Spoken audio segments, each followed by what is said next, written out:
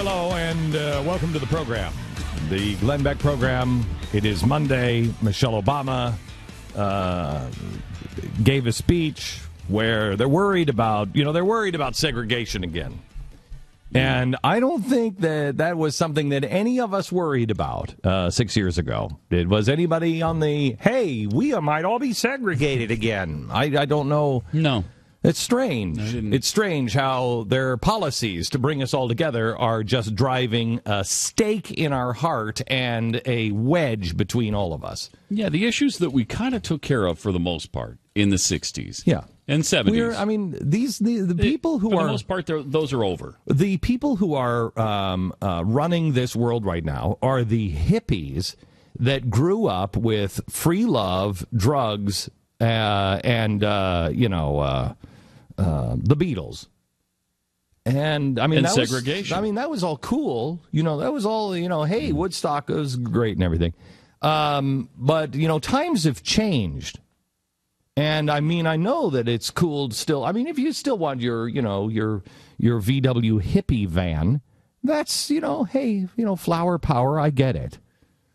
But they are still living in the 1960s. They are still pushing the free love and think that they are fighting a battle that I don't know if they know this. It was won. And the reason why they're still fighting this battle is because what Martin Luther King was trying to do was reconciliation. What they were trying to do was change and destroy the entire American system.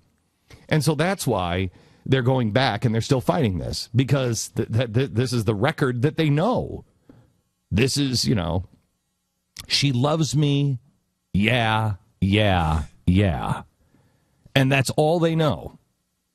And so now Michelle Obama is talking about, because she says that some family members might be a little racially insensitive. She said this at a graduating high school commencement, I guess, in Topeka, Kansas. And I thought she turned that one down. Apparently not.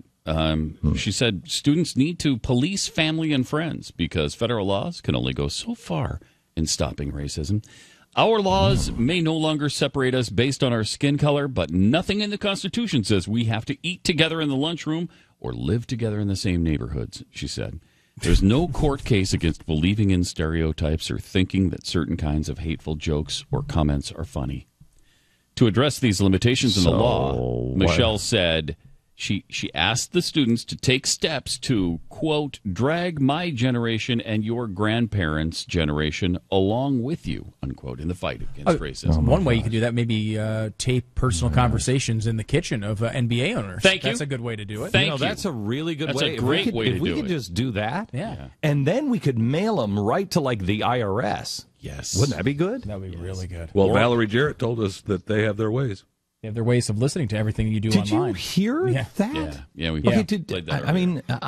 I'm sorry I wasn't listening earlier when you played it. I want to make sure that you covered the part where she said, Yes.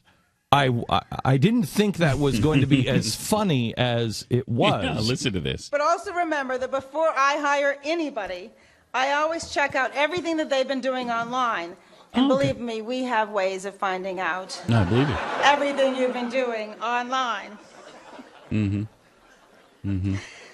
right, so that was actually funnier than I intended it to be. Yeah, she didn't intend it to be funny at all. To be funny. Statement of fact is all. We have these.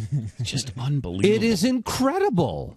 It is incredible. It's chilling, and all the students just think it's great. That's so funny. You're monitoring everything I'm doing. Everything I'm doing online, because you have special ways. So it's not just, going to my Facebook page that's open to everybody. You've got special ways. Good. Are you monitoring every keystroke? Yes! I love it. I love it. That is crazy, isn't it? Oh, man. It is crazy. What's wrong with this generation? And now you have, they don't know any different. The generation of the 60s would have been pretty hip to this kind of nonsense, and I think they would have been stunned by that statement. Well, look at what's happening with Common Core. Why are they dumbing us down? Why are they teaching us not to read Huck Finn? Why are they teaching us not to listen to another point of view? They need to get our critical thinking erased. When you guys were talking about GM and let's